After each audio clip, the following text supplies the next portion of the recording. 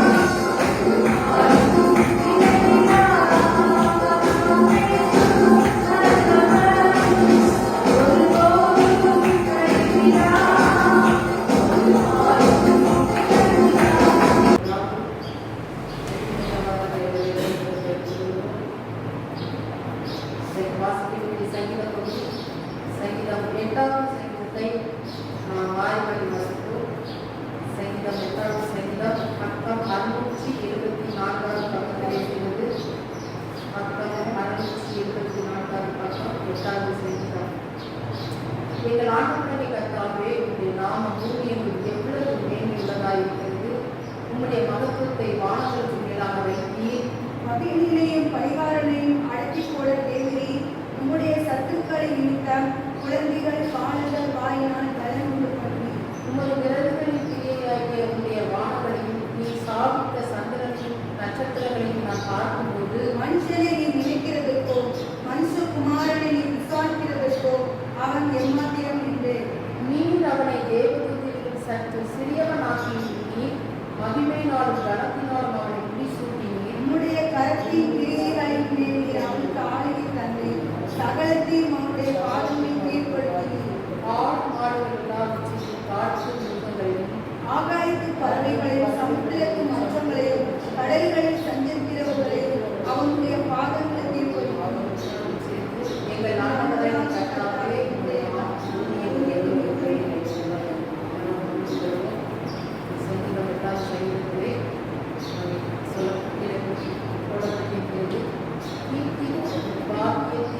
வாசிக்க ராமத்தலைவன் ஒப்புவிக்கப்பட்ட தாவீதின் சங்கீதமும் சொல்லி போடப்பட்டிருக்கிறது. கீர்த்தி என்கிற ஒரு வாக்கியத்திலே வாசிக்கும்படிக்காக ராமத்தலைவனுக்கு ஒப்புவிக்கப்பட்டதான ஒரு தாவீதுடைய சங்கீதமாக இருக்கிறது. இது ஒரு பாடலாக இருக்கிறது.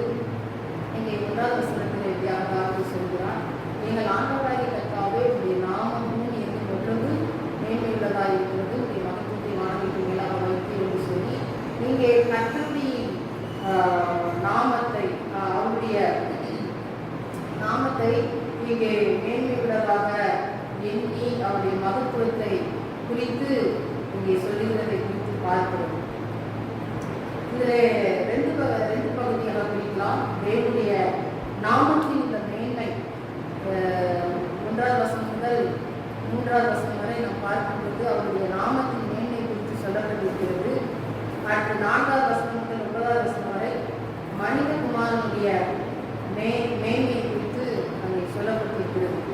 அப்போ பாருங்க, தேவனுடைய நாமத்தின் மேன்மை குறித்து இங்கே சொல்லுகிறதை குறித்து நாம் பார்க்கிறோம். 2வது வசனத்தில் நாம் பார்க்கும்போது மகைஞரின் பரிகாரை அழைக்கப்பட தேவரீர் உடைய சத்துக்களின் நிமித்தம் குழந்தைகள் பாலகர் வாயினால் பலனுண்டு பண்ணுவீர் என்று சொல்லி இங்கே சொல்லப்பட்டிருக்கிறது. அந்த மத்திய 21வது அதிகாரத்திலே நாம் வாசிக்கும் போது 15-16 வசனங்களிலே வாசிக்கும் போது அங்கே பாலகருடைய வாயினாலை துதி உண்டாக பண்ணினீர் என்று சொல்லி நாம் வாசிக்கிறோம். பாருங்க, ஆண்டவராக இயேசு கிறிஸ்து அவர் மேன்மை உள்ளவராக இருந்து அவர் என்ன செய்தார், தன்னை தாழ்த்தி ஒரு மனிதனாய் பூமிக்கு வந்து அவர் என்ன செய்தார், என்னுடைய ஊழியங்களை செய்தார். அப்போ அந்த பூமியிலே வாழ்வதான அறிவாளிகள் ஞானிகள் அவர்கள் எல்லாம் ஆண்டவராக இயேசு கிறிஸ்துவின் மேன்மையை என்ன செய்தார்கள், அலட்சியமாக எண்ணினார்கள். அவர் விரோதமாய் நின்றார்கள்.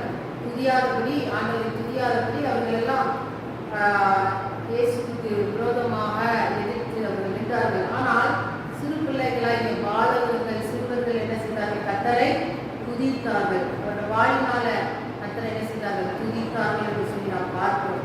அதை தான் தீர்க்க தரிசனமாக இந்த 8வது வசனத்திலே தாவீது சொல்கிறார், பகைஞரின் பரிகாரங்களில் அழைக்கப்பட தேவி உடைய சத்துக்களின் நிமித்தம் குழந்தைகள் பாலகர் வாயினால் பலன் பண்ணுவது என்று சொல்லி அது சொல்லப்பட்டிருக்கிறது. அப்பால் ஆண்டவருடைய கரத்தின் கிரியை குறித்து சொல்லப்பட்டிருக்கிறது. 3வது வசனம், உங்கள் விரல்களின் கிரியாகிய வானங்களில் நீ சாதித்த சந்திரனின் நட்சத்திரம் பார்க்கும்போது ஆண்டவருடைய விரலின் கிரியை அவர் படைக்கப்பட்ட அந்த படைப்பு, இந்த வானம், இந்த நட்சத்திரம் அதெல்லாம் பார்க்கும்போது அது எப்படி இருக்கிறது, விசேஷமானவர்களாக இருக்கிறது. 4வது வசனம், மனுஷனை நினைக்கிறது மனுஷகுமாரனை விசாரிக்கிறதுக்கும் அவன் எம்மாத்திரம் என்று சொல்லி. அப்போ பாருங்க, மனுஷனை ஆண்டவர் பூமியில என்ன செய்தார், பூமி மண்ணினால் அவர் என்ன செய்தார், உண்டாக்கினார். தூதரை வேற பெற்ற கற்களினால் என்ன செய்தார், உண்டாக்கினார். ஆனால் பாருங்க, மனுஷகுமாரன் ஆண்டவராகிய இயேசு கிறிஸ்து அவர் பெரியவர், அவர் உயர்ந்த தேவன். அவர் உயர்ந்தவராக இருந்தும் அவர் தாழ்மை ரூபமாகிய மனித ரூபத்திலே வந்து ஜனங்களுடைய பாவங்களுக்காக ஆண்டவர் என்ன செய்தார், மரிக்கும்படிக்காக பூமியிலே அவர் வந்தார், மனிதனாக வந்தார், தன்னை தாழ்த்தினவராய் வந்தார். அப்போ பாருங்க, ஆதாம் ஏவாள் ஏதேன் தோட்டத்திலே அவர் பாவம் செய்தபோது கீழ்ப்படிய உண்மையினாலே பாவம் செய்தபோது செய்தார்கள், தெய்வ மகிமை அற்றவர்களாய் அவர்கள் காணப்பட்டார்கள். ஆகவே ஆண்டவர் மீண்டும் தேவனுடைய மகிமையை அங்கே கொண்டு வரும்படிக்காக சாத்தானை காலின் கீழாக போட்டு நசுக்கும்படிக்காக ஆண்டவராகிய இயேசு கிறிஸ்து சிலுவையிலே என்ன செய்தார்?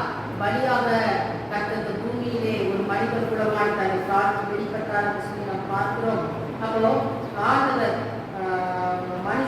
தூதர்கள் எப்படி இருக்கிறாங்க? மனுஷரை நினைக்கிறதுக்கு மனுஷகுமார் விசாரிப்பதற்கு நிர்மாத்திரம். ஆண்டவராகிய இயேசு கிறிஸ்து தன்னை தாழ்த்தினார். 5வது வசனம், தேவதூதர் சற்று சிறியவனாகி மகிமையினால் கடத்தினால் முடிசூட்டி தேவதூதர்களிலும் சற்று சிறியவனாக ஆண்டவராகிய இயேசு கிறிஸ்து மனிதன் என்ன செய்தார்?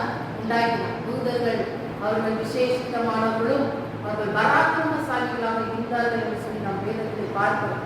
தூதர்கள் எப்படி காணப்பட்டார்கள்? அவர்கள் பராக்கிரமசாலிகளாய், அவர்கள் பலமுள்ளவர்களாய், மனிதனை விட பலமுள்ளவர்களாய் காணப்பட்டார்கள். இந்த தூதர்கள் என்ன செய்கிறார்கள் என்றால், அங்கே தேவனுடைய பிள்ளைகளுக்கு உதவி செய்யும்படிக்காக அவர்கள் என்ன செய்தார்கள்? காணப்பட்டார்கள். தேவனிடத்திலிருந்து பதிலை கொண்டு வரும்படிக்காக, தேவனிடத்திலிருந்து நன்மையை ஆசீர்வாதத்தை கொண்டு வரும்படிக்காக, தேவனிடத்திலே பரிந்து பேசுவதற்காக அப்படியாக என்ன செய்தார்கள்? தூதர்கள் செயல்பட்டார்கள், மனுஷனுக்கு உதவியாக இருக்கும்படிக்காக.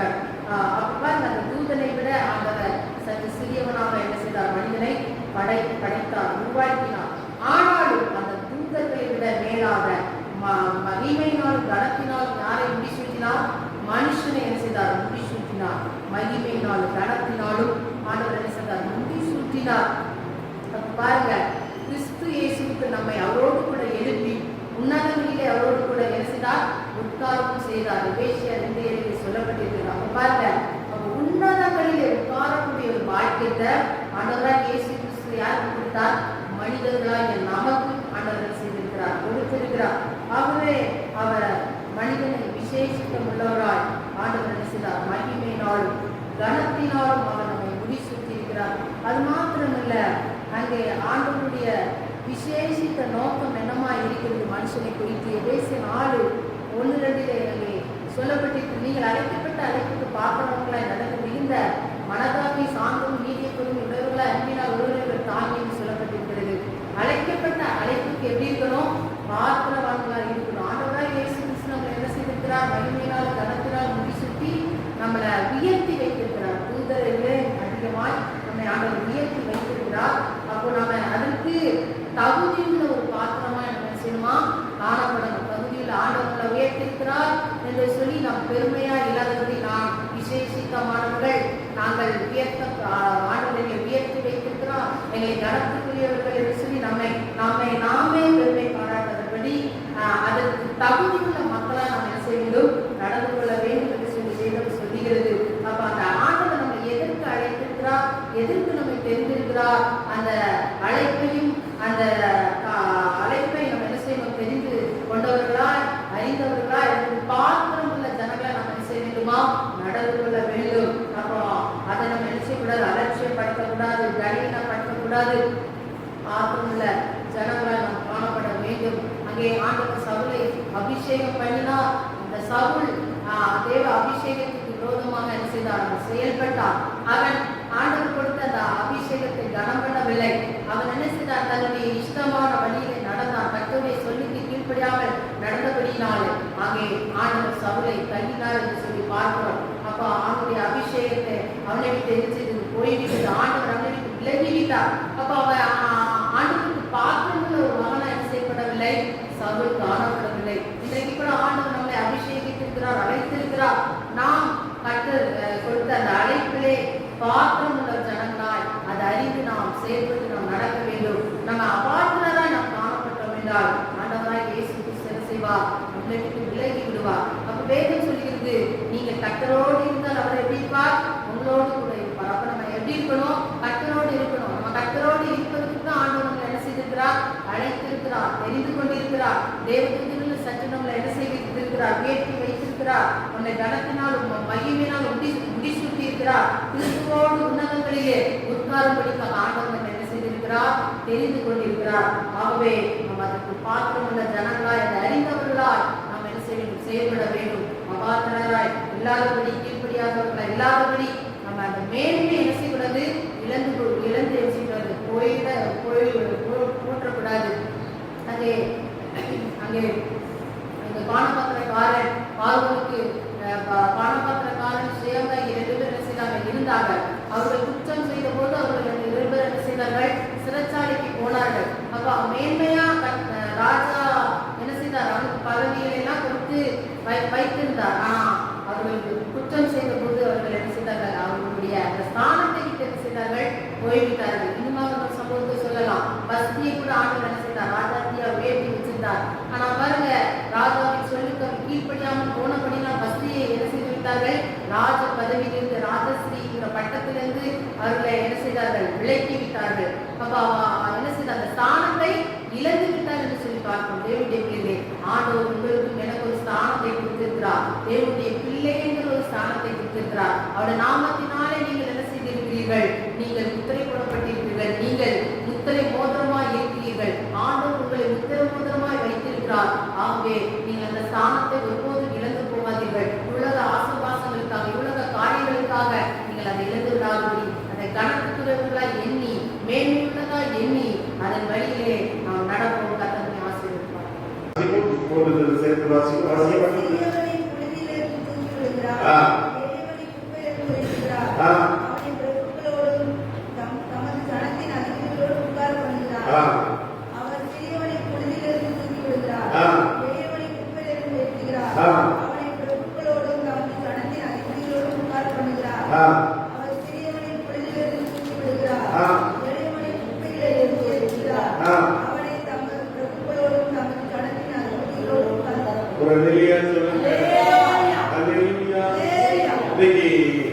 சங்கீதத்துல கூட இந்த வார்த்தை சற்று சிறியவனாக்கினீர் என்ற வசனத்தை கர்த்தர் உறுதிப்படுத்தினார். நாங்கள் சொல்லி வச்சு பிரசங்கம் பண்ணுங்க. அவங்களுக்கு கர்த்தர் ஒரு வார்த்தை கொடுத்திருக்கிறார், நானும் எனக்கு கர்த்தர் ஒரு வார்த்தை கொடுத்திருக்கிறார். பாருங்க, கர்த்தர் என்ன செய்கிறார், வார்த்தைகளை அவர் உறுதிப்படுத்துகிற தேவனாக இருக்கிறார். அல்லேலூயா.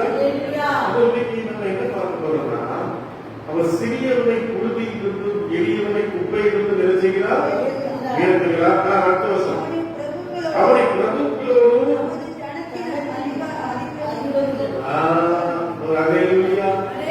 உங்களை ஆண்டவர் எதிலிருந்து பெற்றிருந்தார், தூசியிலிருந்து புழுதியிலிருந்து. அல்லேலூயா. மனுஷனை கர்த்தர் எப்படி படைத்தார் சொல்லுங்க பார்க்கலாம். ஆதியாகமம் 3ஆம் அதிகாரம் 17ஆம் வசனம் வாசிங்க. ஆதியாகமம் 3ஆம் அதிகாரம் 17ஆம் வசனம் வாசிங்க பார்க்கலாம். ஆதியாகமம் 3:17. பின்பு அவர் ஆதாமை நோக்கி, நீ உன் மனைவியின் வார்த்தைக்கு நீ புழுதியிலிருந்து எடுக்கப்பட்டபடியினால் வாசிங்க. அந்த வசனம் வாசிங்க. வசனம் 19 3:19. நீ பூமியிலிருந்து 3:19 வாசிங்க. நீ பூமியிலிருந்து எடுக்கப்பட்டபடியால் நீ பூமிக்கு திரும்பும் மட்டும் உன் முகத்தின் வேர்வையால் ஆகாரம் புசிப்பாய். அடுத்த வசனம், நீ புழுதியிலிருந்து என்ன செய்தால் எடுக்கப்பட்டாய். அல்லேலூயா சொல்லுங்க. அல்லேலூயா. அல்லேலூயா.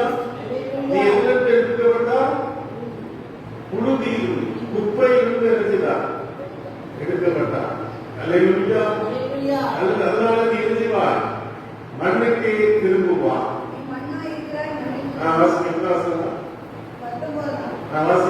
நீ பூமியிலிருந்து எடுக்கப்பட்டபடியால் நீ பூமிக்கு திரும்பும் மட்டும் உன் முகத்தின் வேர்வையால் ஆகாரம் புசிப்பாய். நீ மண்ணாய் இருக்கிறாய், மண்ணுக்கு திரும்புவாய். ஆண்டவர் நம்மளை மண்ணிலிருந்து எடுத்தார். அல்லேலூயா சொல்லுங்க.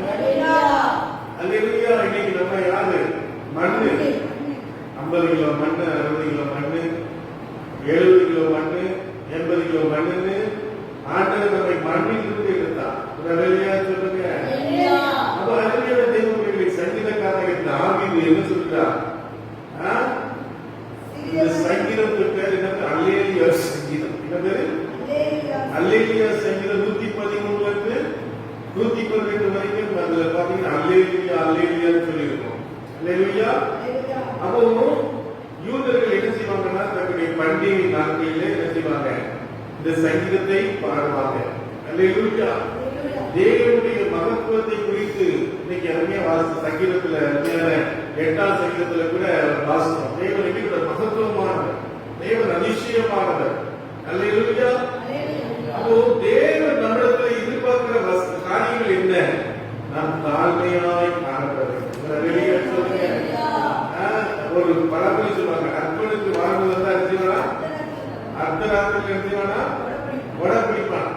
அப்ப சிலருக்கு கொஞ்சம் நல்ல வாழ்க்கை வந்துச்சுன்னா அவங்க யாரையும் மதிக்கிறது இல்லை.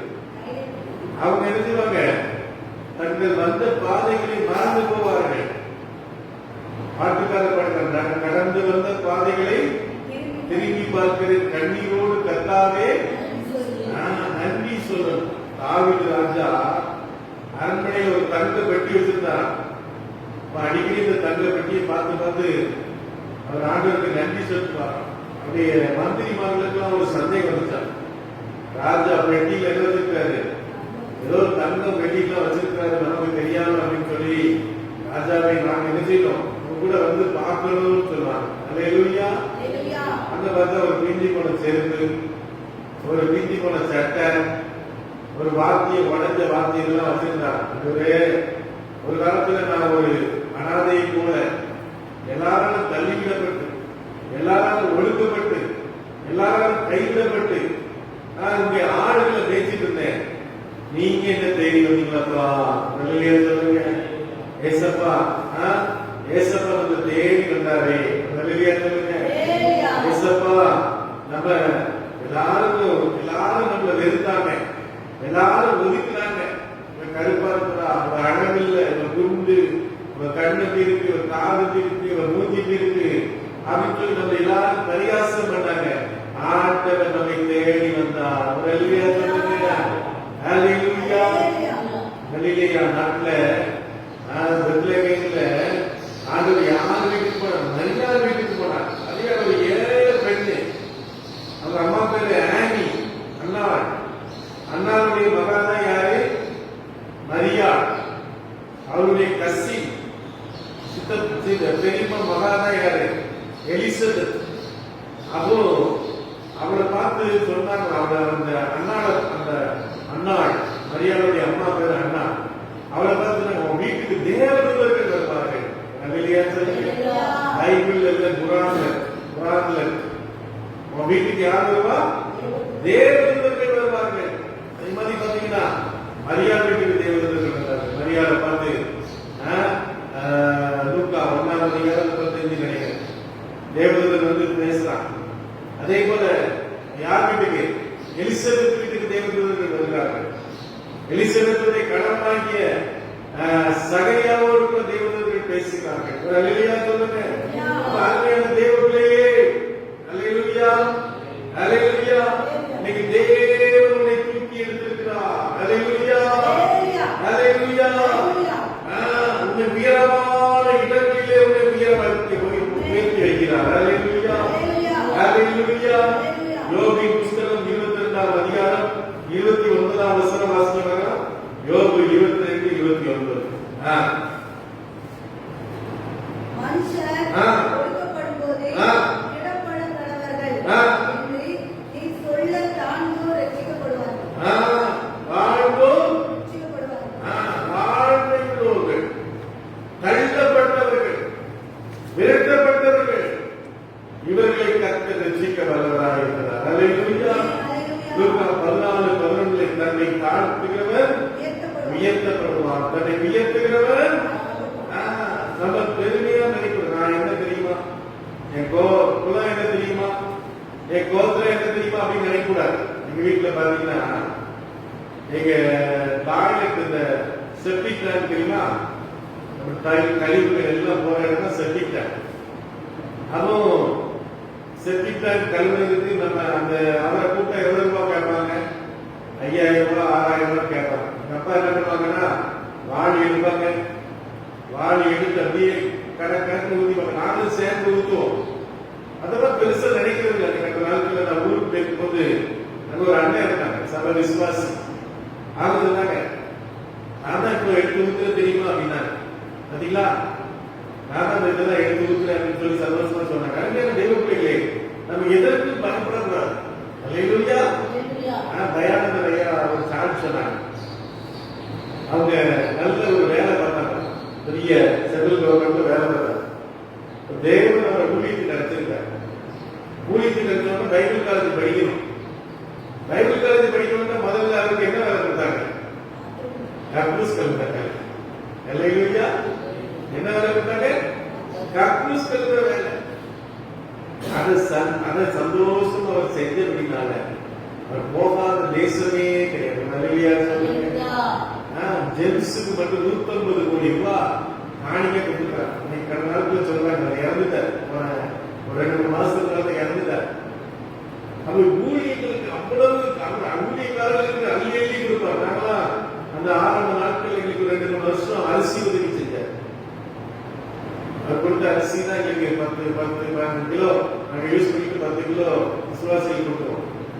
அப்போ அன்பான தெய்வ பிள்ளைகளே, இப்படியாக தேவ பிள்ளைகள் தங்களை தாழ்த்துகிற ஒரு தேவ பிள்ளை. ஒரு அல்லேலூயா சொல்லுங்க. அநேக திருச்சபைகள்ல பாத்தீங்கன்னா இயேசுநாதர் எப்படி கர்த்தரை பந்தி கொடுத்தாரு? எப்படி கொடுத்தாரு? ஒருவரை காலை எழுதினாரு, கல்வி கொடுத்தாரு. அல்லேலூயா. நம்ம என்ன செய்யறோம்? சும்மா பந்தி எடுத்துட்டு போயிடும். அல்லேலூயா. இயேசுநாதர் கிட்ட பந்தி எப்படி கொடுத்தாரு? காலை கல்வி கொடுத்தாரு. சில சபைகள்ல யாரு பிடிக்கலையோ யாருக்கிட்ட சண்டையோ அவங்க தாராளமா போய்க்கலாம். அல்லேலூயா. அல்லேலூயா. அப்ப அருமையான தேவ பிள்ளைகளே, இன்னைக்கு தேவ பிள்ளைகளாகிய நாம் அல்லேலூயா நம்மை தாழ்த்தும் போது தேவன் நம்மை உயர்த்துகிறவராக இருக்கிறார். அல்லேலூயா. அல்லேலூயா.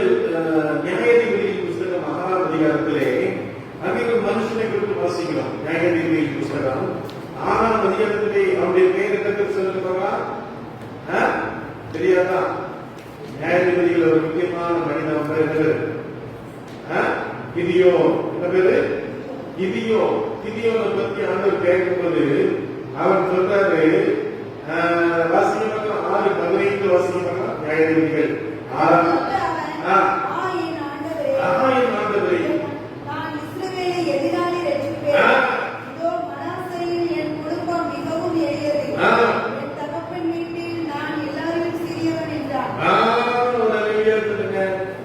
மனாசே கோத்திரம் யாரு? மனாசே கோத்திரம் எப்படி வந்துச்சு? 12 கோத்திரத்துல சொல்லுங்களேன். மனாசே யாரு? யாரு பிள்ளை மனாசே? யாக்கோபுக்கு பிறந்த பிள்ளையா மனாசே? யாரு பிள்ளை? யோசேப்புக்கு பிறந்த பிள்ளை. இந்த பேரு யோசேப்புக்கு 2 பிள்ளைங்க பிறந்தாங்க. எங்க? எகிப்துல. அந்த பிள்ளைக்கு பேர் என்ன பேரு? மனாசே, எப்ராஹிம். மனாசே இந்த லேவி கோத்திரத்தை ஆண்டவர் எடுத்துட்டார். லேவி கோத்திரம் கர்த்தருக்கு ஊழியம் பண்ற கோத்திரம் விட்டார். இந்த யோசேப்பு பேரை எடுத்துட்டார். அதுக்கு பதிலா 2 பேரை கர்த்தர் கொண்டு வர்றார். அவங்க பேர் என்ன? மனாசே, எப்ராஹிம். அல்லேலூயா சொல்லுங்க. அல்லேலூயா. அவர் சொல்றான், ஆண்டவரே யாரு? ஆண்டவரே நான் இஸ்ரவேலை எல்லாம் வச்சிருப்பேன். நான் மனாசேயின் குடும்பம் மிகவும் எளியது, என் தகப்பன் வீட்டில் எல்லாரிலும் எளியவன் என்றான். ஒரு அல்லேலூயா சொல்லுங்க. ஆமே. நான் எளியவன், நான் சிறியவன், நான் வறியவன், எனக்கு ஒண்ணும் இல்லை, எனக்கு தாழ்வு கிடையாது, எனக்கு திறமை கிடையாது, எனக்கு பேச்சு கிடையாது. ஆனா கர்த்தர் சொல்கிறார், நான் உங்களோடு கூட இருப்பேன். ஒரு அல்லேலூயா. அல்லேலூயா. 12ஆம் வசனம் சொல்லுது. வாசிக்க பார்க்கலாம். 12ஆம் வசனம் சொல்லுது. அவனுக்கு தரிசனமாகி பராக்கிரமசாலியே, கர்த்தர் உன்னோடு வானத்தை பூமியை படைத்த கர்த்தர் உன்னோடு கூட இருக்கிறார். அல்லேலூயா.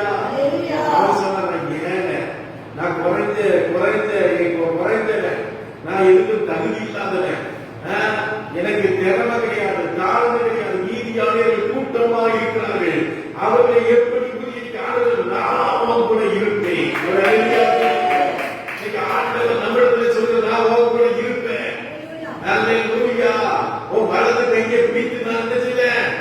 நடத்துவேன். வாசிக்க ஏசாயா 41:10 வாசிக்க பார்க்கலாம். ஏசாயா 41:10 பிரைஸ் எல்லாம் வச்சிரும். வாசிக்க வாசிக்க வாசிக்க. இருப்பேன்.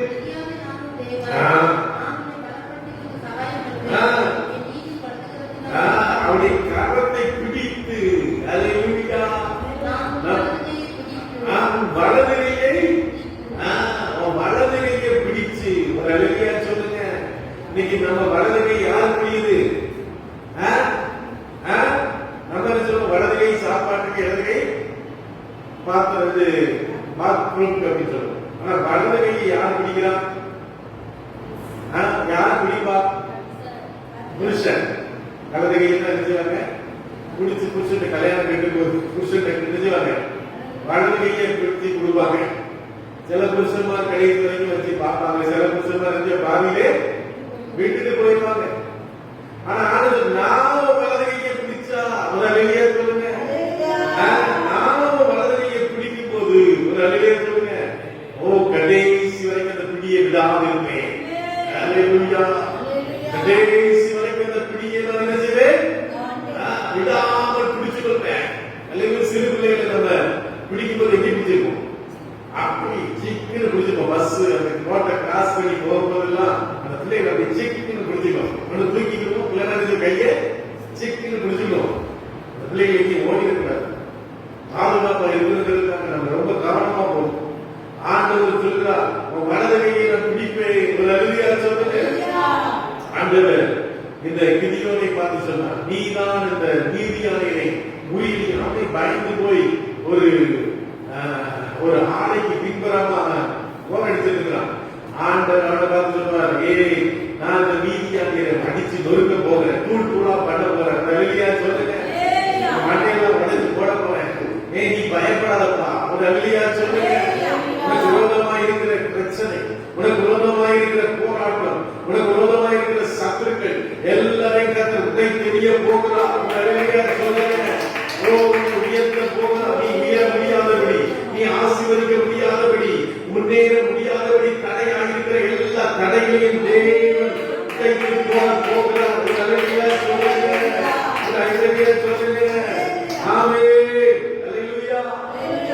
பாருங்க, கர்த்தர் எப்படி இருக்கிறார்? அவரும் வாஞ்சியா இருக்கிறார். நீங்க தான் சொல்றீங்க, ஆண்டவரை நேசிக்கவே இல்லை, ஆண்டவரை மறந்துட்டாரு, ஆண்டவரை கைவிட்டுட்டாரு, ஆண்டவர் என்ன பேசவே மாட்டேங்கிறாரு. அவர் உங்ககிட்ட பேசிட்டே இருக்கிறார். அல்லேலூயா, அல்லேலூயா. அவர் உங்க இருக்கிறார், பிரியமா இருக்கிறார், பாசமா இருக்கிறார், வாஞ்சியா இருக்கிறார். நீங்க தான் அவர் அப்பப்போ விட்டுட்டு மறந்துட்டு ஓடிக்கிறீங்க. அவரை விட்டுட்டு இருந்தீங்க, இப்படி வாழ்க்கையில இருந்திருக்கீங்க. ஆனா கர்த்தர் எப்போதும் உங்களை கவனிக்கிறார். கலைஞரிய சங்கீதக்காரர் சொன்னார், கர்த்தரை வலது பாசத்தில் வைத்திருக்கிறபடியால் நான் நெஞ்சவில்லை, அசைக்கப்படவில்லை. ஆண்டவரை எப்போதும் முன்பாக வைத்தால் எதை குறித்து கலங்க மாட்டான், எதை குறித்து கவலைப்பட மாட்டான். நாளைக்கு என்ன நடக்கும் கலவரால் கர்த்தர் பார்த்துக் கொள்வார். என் தேவனை பார்த்துக் கொள்வார். என் தேவனை வழிநடத்துவார். என் தேவனை உட்கார வைப்பார். அல்லேலூயா, அல்லேலூயா. அவர் யாரோடு உட்கார வைக்கிறார்? பிரபுக்களோடு, ராஜாக்களோடு. ஒரு அல்லேலூயா சொல்லுங்க. அல்லேலூயா. இயேசு கிறிஸ்து பெத்லகேம் ஊரிலே அவர் பிறந்தார். பிலிப்பு சொல்றான், நாத்தான் வீட்டை நாங்க மேசியாவை பார்த்தோம் என்று சொல்லி. அவருக்கு நாசரேத்திலிருந்து ஏதாவது நன்மை வருமா? நாசரேத்திலிருந்து ஏதாவது நன்மை நடக்குமாப்பா அப்படின்னு சொல்லி சொல்றாங்க. ஏன்னா அந்த மக்கள் அவிசுவாசிகள். அந்த மக்கள் என்ன செய்ய மாட்டாங்க, அற்புதங்களை நம்ப மாட்டாங்க. அவங்க ஆண்டவருடைய ராஜ்யத்துக்கு புறம்பான ஜனங்கள். அப்போ சொல்றான், வந்து பா. ஒரு அழுதியா சொல்லுங்க. ஆண்டவர் அவனை பார்த்தோன்னு சொல்ல, நீ கவரட்ட உத்தம இஸ்ரவேலன். ஒரு அழுதியா சொல்லுங்க. அப்படி ஒருத்தர் இருக்க முடியுமா? அப்படி ஒருத்தர் இருக்க முடியுமா? முடியாது. கொஞ்ச நேரம் கவலை இல்லாம இருப்பாரு, கவலை வந்துடும். கொஞ்ச நேரம் நல்லா இருக்கலாம், அதுக்குள்ள நம்ம மனசு மாறிடும். ஆண்டவர் மனுஷனுக்கு கவரட்ட உத்தமம். நீ எப்படி நீ அத்திமரத்தின் கீழே இருக்கும்போதே நீ அத்திமரத்து மேல இருந்தாலும் சகைப்பு மேல இருந்தாலும் கீழே இருந்தாலும் கர்த்தரை அறிகிறவராக இருக்கிறார். அல்லேலூயா, அல்லேலூயா. அவருடைய உயர்த்துகிறவராக இருக்கிறார். வாசிக்க 1 பேதுரு புத்தகம் 2ஆம் அதிகாரம் 9ஆம் வசனம். இன்னொரு எபேசியர் 2:6. 1 பேதுரு 2:9 வாசிக்கிறீங்களா?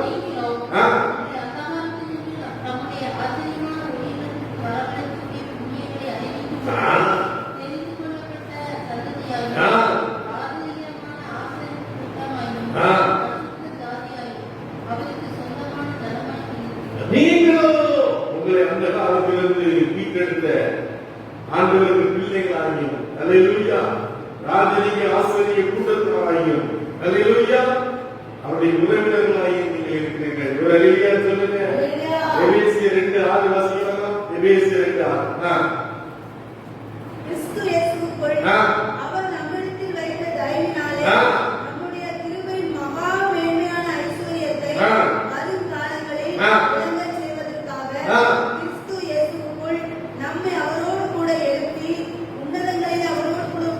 ஏ பிரைஸ் நல்ல கரங்களை தெரியாத சோதனை.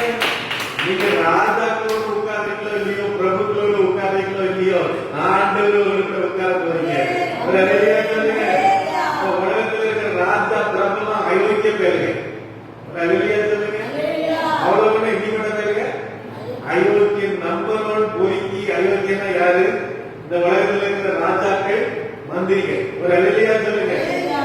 ஆண்டவர் நமக்கு கொடுக்கிற வாக்குத்தத்தம், நான் என்னோடு உட்கார பண்ண போகிறேன். ராஜாதி ராஜாவோடு கூட, பரிசுத்தமான தேவனோடு கூட.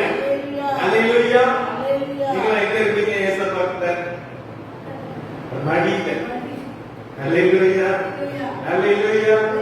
அப்பா நீங்க பேருக்கு சொன்னார், கல்யாணம் கேட்கிறவன என் மகன் என் மடியில தான் படுகிற பாருங்க.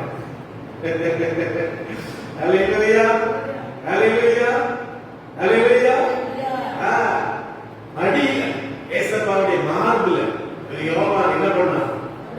மார்புல அப்படி கட்டி பிடிச்சிட்டு அப்படி படுத்து. அல்லேலூயா. அந்த தேவ பிள்ளைகளே, இன்னைக்கு நம்ம ஆண்டவரோட உட்கார போகணும். மனுஷனோட உட்கார்றதுல எனக்கு வேண்டாம். அல்லேலூயா சொல்லுங்க. மனுஷன் ஃபுல்லா எப்படிப்பட்டவன்? ஓட்டுன்னு தெரியாது. எவனோ உலகத்தில் இருக்கிற ஒரு பையன் எப்படிப்பட்டது? சரியில்லாத பசங்க. தேவன் மாத்திரம் சரியா. அல்லேலூயா. அவனோடு கூட உட்கார பண்ண போகலாம். அவனோடு கூட உட்கார போகிறேன். அல்லேலூயா. அல்லேலூயா. அவனோடு நடந்துச்சு அங்கே உறவாடி கொண்டிருப்பேன். ஒரு அல்லேலூயா சொல்லுங்க.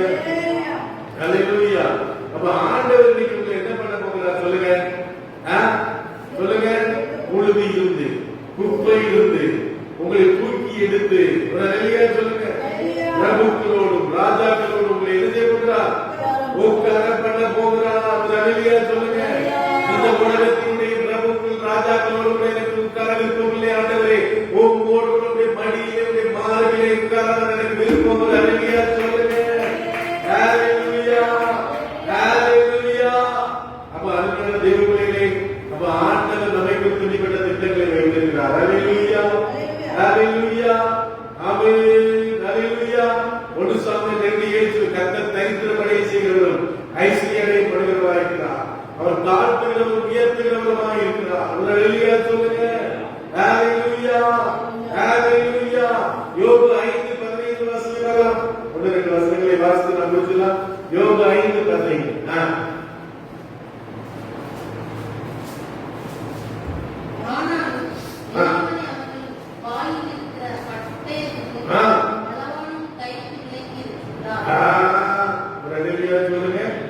உங்களையும் என்னையும் என்ன பண்றாரா?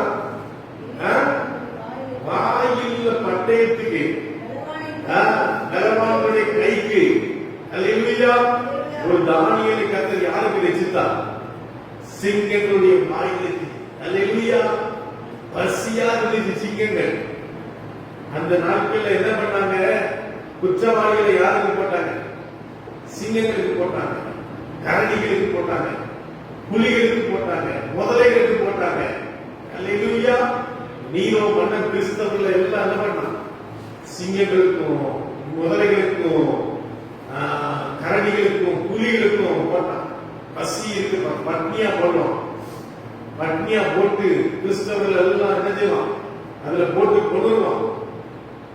ஒரு ஹிட்லர் என்ன பண்ணான்?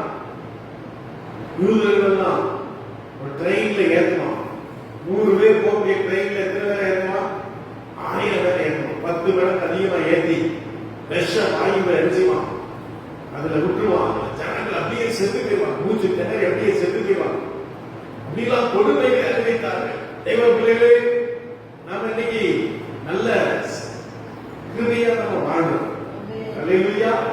வட இந்தியாவில் பாருங்க, சபை நடத்தினா சபைக்குள்ள வந்துருவான் ஆர்எஸ்எஸ் அடிச்சு உடச்சி, ஊழியக்காரர் அடிச்சு, மூஞ்சில அடிச்சு, சபையில இருக்கிறவங்க அடிச்சு உடச்சி, அப்படிலாம் பயங்கரமா நடந்துட்டு இருக்கு. அதன் பத்தியில ஊழியக்காரங்க தேவனை ஆரம்பிச்சது இல்லை. நமக்கு கர்த்தர் விடுதலையை கொடுத்துருக்கிறார், நல்ல கிருபையை கொடுத்திருக்கிறார். இந்த காலத்தை நீங்க பிரயோஜனப்படுத்தணும். இந்த காலத்துல நல்ல ஜெபம் பண்ணணும். நீங்க ஏனோ தானோ பார்த்தீங்கன்னா நமக்கு சூழ்நிலை வந்துடும். சென்னையில எங்க ஃப்ரெண்ட் ஒரு பாஸ்டர் இருக்கார், பெரிய சபை, தேடி சபை கட்டினாங்க. பெரிய சபை பிரம்மாண்டமா இருக்கும். 1000 விசுவாசிகள் இருக்கிறாங்க. கவர்மெண்ட் வந்து என்ன பண்ணாங்க, சீல் வச்சாங்க. இன்னைக்கு அவனால சுதந்திரமா நடத்த முடியல. கார் பார்க்கிங் இடத்துல தான் சபை நடக்கும். 3 ஆராதனை. சில போன வருஷம் நாங்கள் போயிருக்கோம், குடும்பமா போயிருக்கும்போது இந்த சபையில 3 ஆராதனையில பிரசங்கம். அப்ப பாருங்க அவ்வளவு இதா இருக்குது. கிருபையான நாட்களை நம்ம தெய்வத்துக்காக பயன்படுத்தும். ஆண்டவருக்காக நம்ம நிற்கிறோம். நமக்கு இந்த உலகம் தேவையில்லை. உலகத்துல ராஜா பக்கத்துல இருக்கிறோமோ, மந்திரி பக்கத்துல இருக்கிறோமோ, பிரபுக்கள் பக்கத்துல இருக்கிறோமோ தேவை. என் தேவனோடு நான் நித்தியமாய் வாழ போகிறேன். இந்த உலக வாழ்வு கொஞ்சம்தான். இடத்துல இருந்த அம்மாவுடைய மக்கள் வந்தாங்க. அம்மாவுடைய பாஸ்டர் திடீரென்றவருக்கு மூளை எல்லாம் செயல்படுச்சு. சரீரம்லாம் அப்படியே ஸ்ட்ரோக் ஆயிடுச்சு. ஸ்ட்ரோக் ஆயிடுது, பக்கவாதம் வந்துருச்சு. அவங்களுக்கு சொன்னாங்க, அங்கே தேவனுடைய பணம் இருக்கிறதுனால நம்ம சரீர சுகத்தை நம்ம காப்பாற்ற முடியாது. நமக்கு பொருளாதாரம் எல்லாம் வசதி எல்லாம் இருக்கிறதுனால நமக்கு தேவனுடைய கிருபையாக பார்க்கிறது. அப்போ தேவ பிள்ளைகளே, நீங்க தேவனுக்கு நன்றியாக கர்த்தருடைய ஆசீர்வாதம் கட்டளையை நாம் ஜெபம். அல்லேலூயா அல்லேலூயா அல்லேலூயா அல்லேலூயா அல்லேலூயா